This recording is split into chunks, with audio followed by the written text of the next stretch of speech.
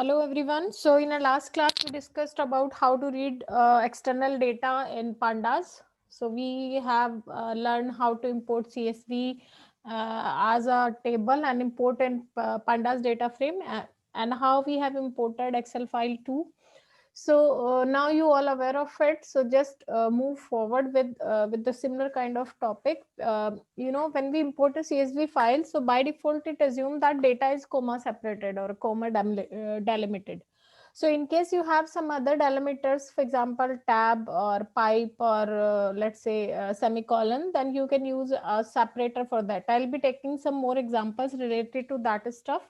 Apart from this, I have shared the pandas documentation where you can go through with this reference link for everything related to the read underscore CSV function, how many parameters or arguments we can pass, what exactly their meaning and all. So you may refer this particular link for this. Now let's import one data set, and I'll explain you that the Unicode error which we discussed in a previous class. So let me import pandas and numpy. Here it is.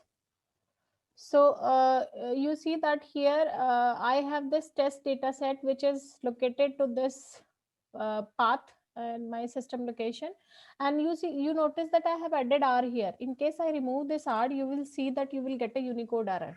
So that is basically sometime you face this kind of problem. So just to overcome with this problem, there are two options I have already conveyed in my last video. Either you convert all the black backslashes as forward one. Let me do it right away, like this, so that you can fix this issue. This I need to convert this as well, right? One more left. Here it is. So you see that it has been solved.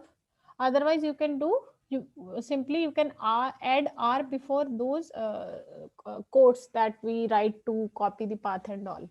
So this is how you can handle this Unicode error. So this data we have imported, and we notice that we have two columns, city and state.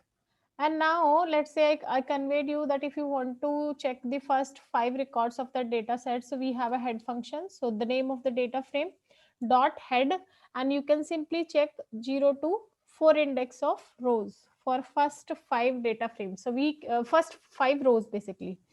And in case you want to read the last 5 rows, you can use tail without passing any argument. I have passed 3 here, so it will give bottom 3. In case I don't pass anything into tail, it will give bottom 5. Let's say I'm passing any other value, for example 10 or 2 or 3 whatsoever, so it will give 2 from the bottom. And the same goes for head. We can change it here. In case you are passing 3, so it will give first 3 rows to you, 0, 1 and 2, because index starts from 0.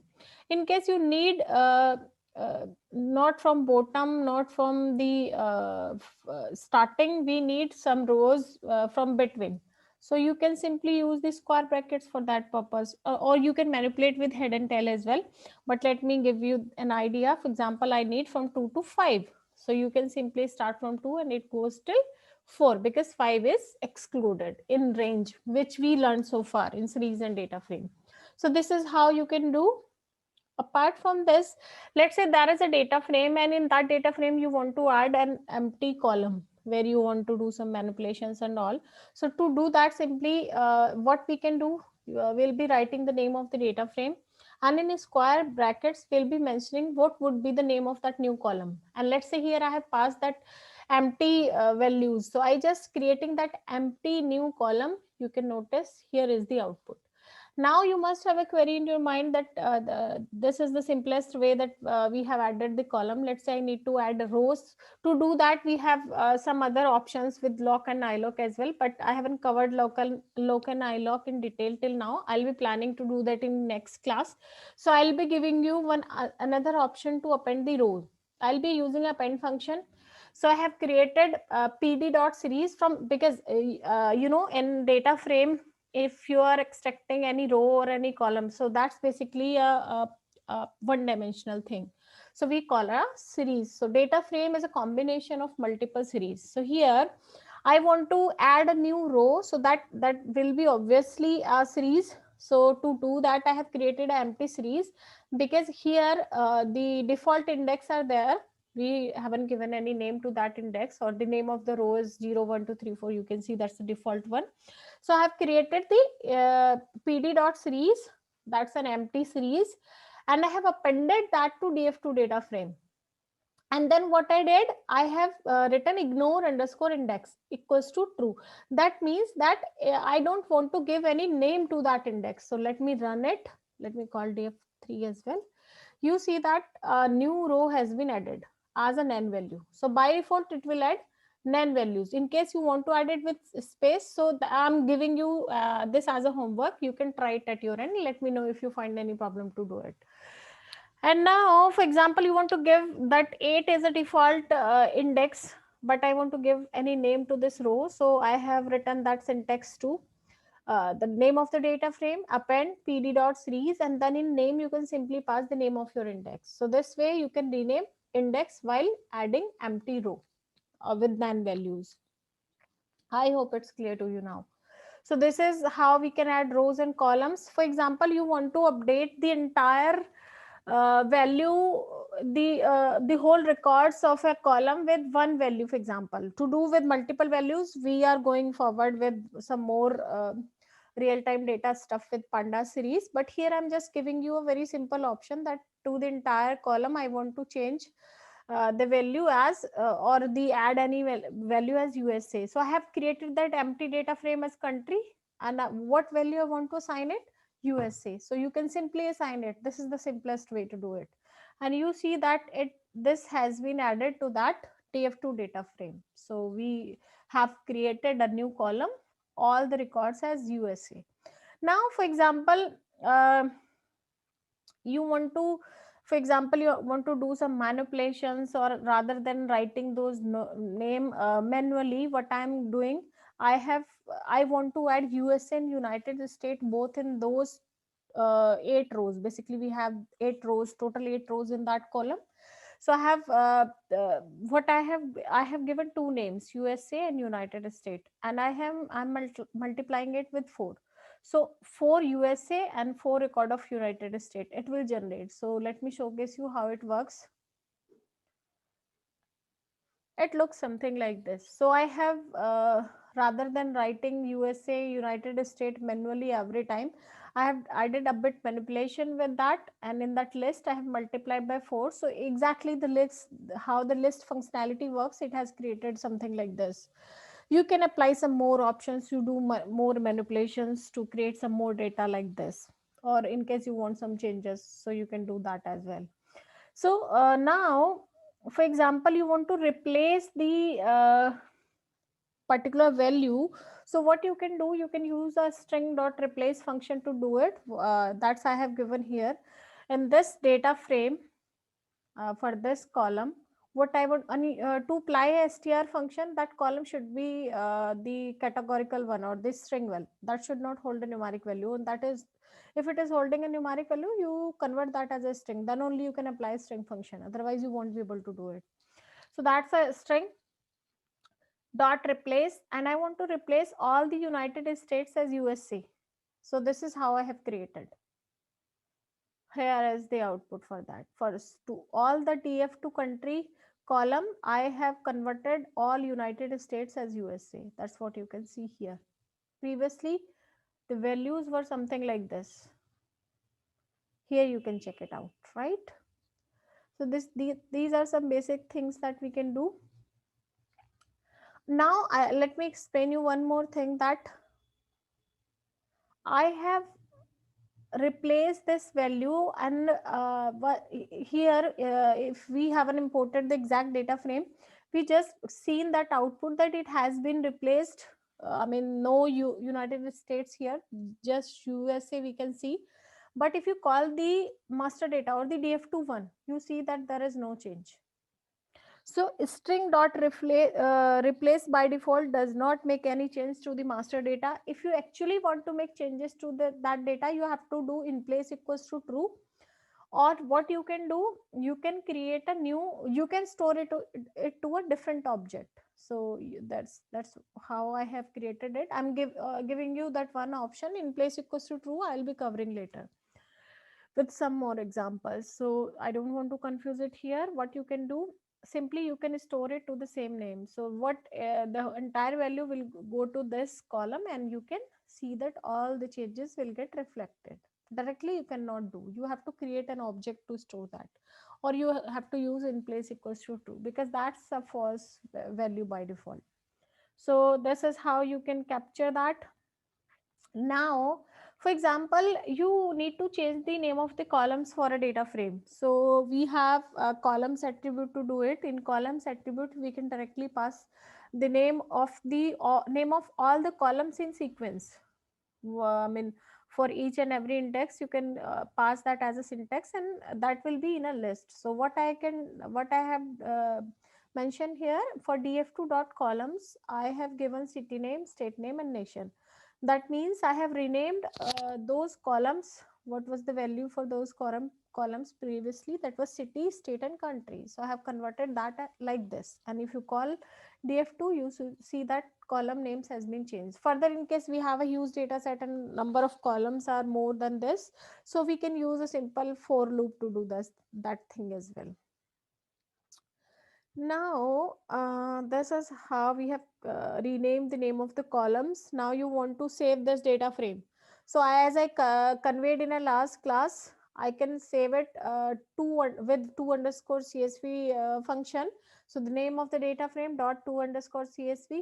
So if you directly pass the name and dot CSV, it will store to this same folder, in download folder only. And if you want to give us any other specific path, you can simply write that path, that then forward slash the name of the file that you want to give while storing to the external location, and dot csv, that will be extension. So the similar way like we did in a previous class, you can store it like this. You try it, and once you, let me save it here so that I can showcase you, and let me search my underscore data.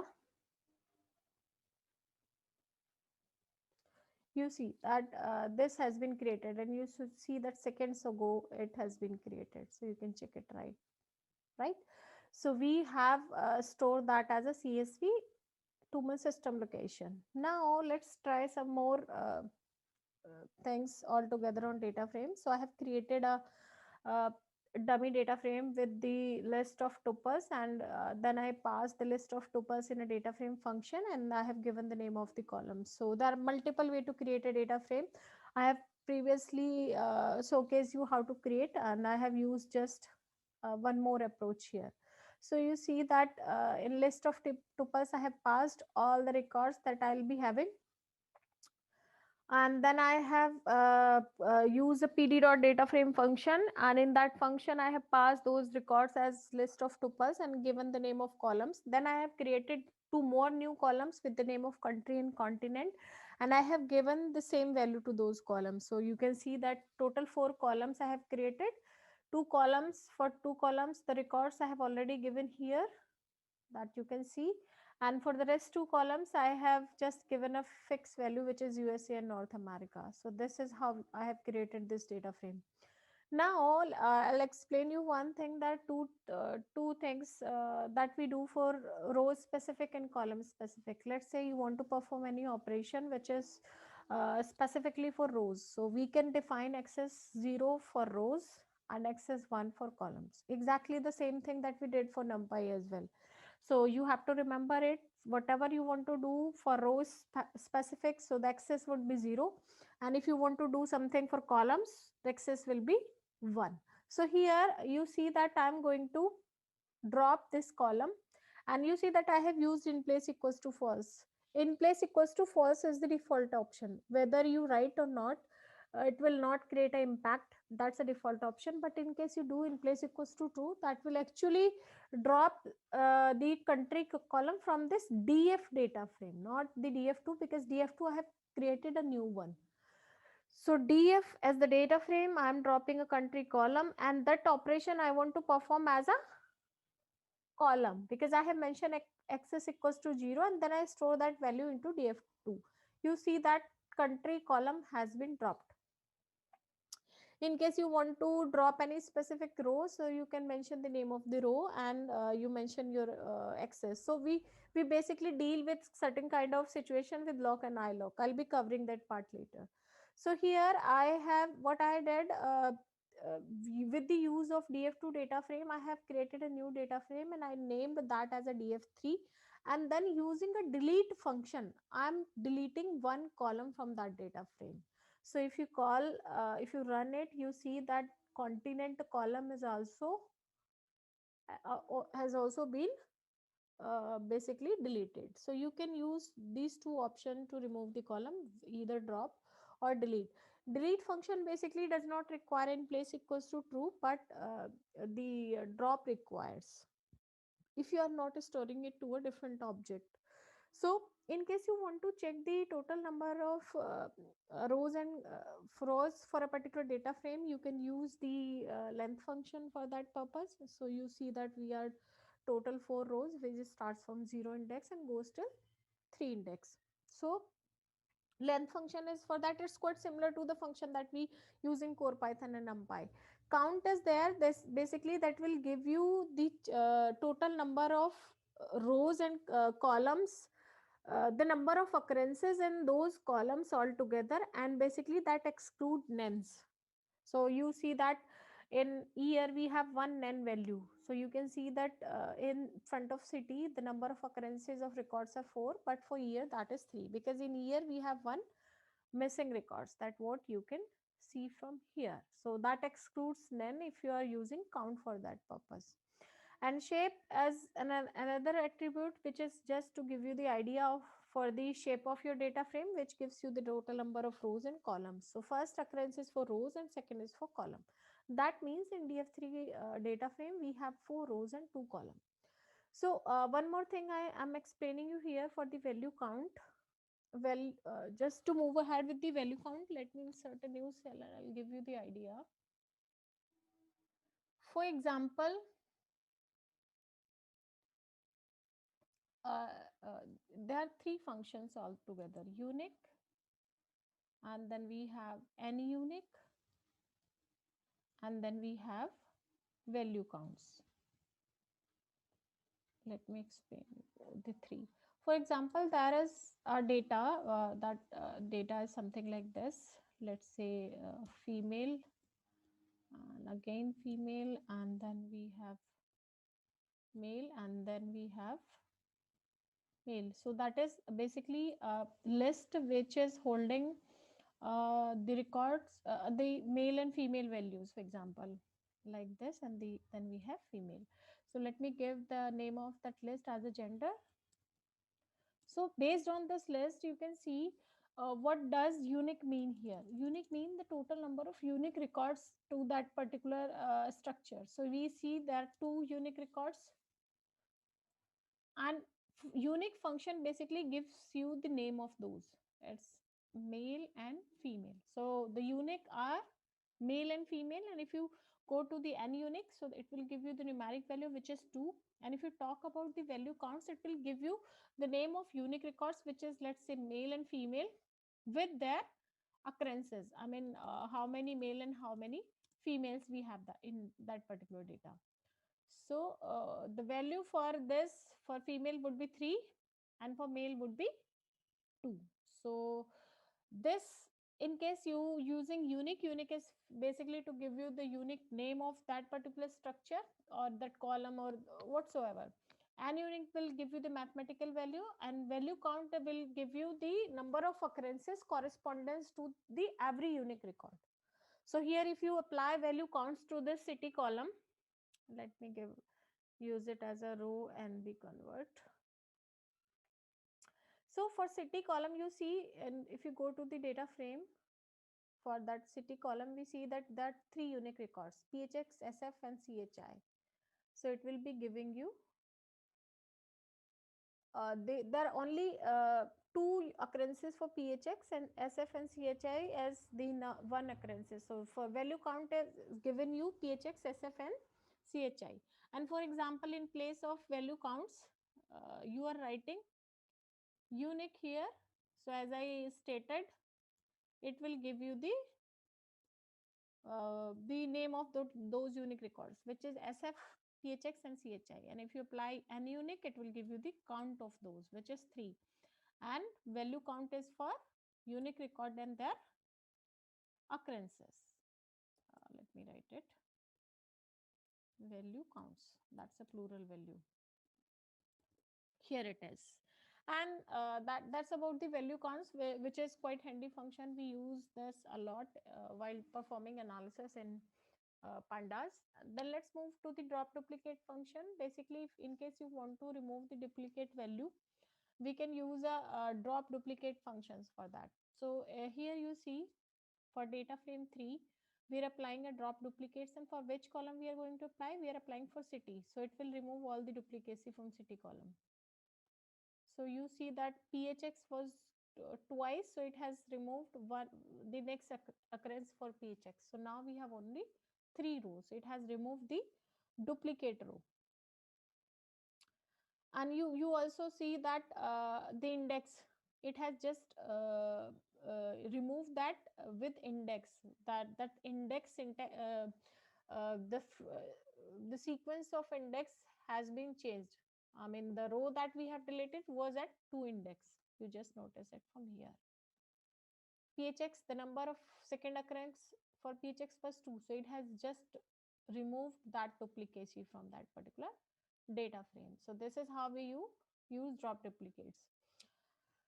Now, let's say this is the basically this is the data frame that we have previously created. So we have each and everything here. It has not duplicates because the drop duplicates we have stored into the df4 one. So if we go back to the master data, so this is the exact similar one which we have created previously. So that's it for today. These are the few things that we can apply. I'll be coming with loc and iloc, I believe, for the next class. So you can try it at your end. In case you find any problem, you just feel free to write in a comment box. Thank you very much.